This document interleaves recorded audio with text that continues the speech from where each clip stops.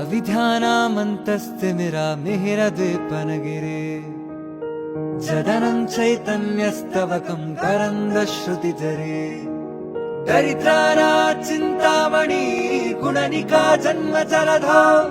निमग्नानं धंष्ट्रा मुररिपुवराहस्य भवति आत्मा रामानन्दरमण अच्युत केशव हरिनारायण आत्मा रामानन्दरमण अच्युत केशव हरिनारायण आत्मा रामानन्दरमण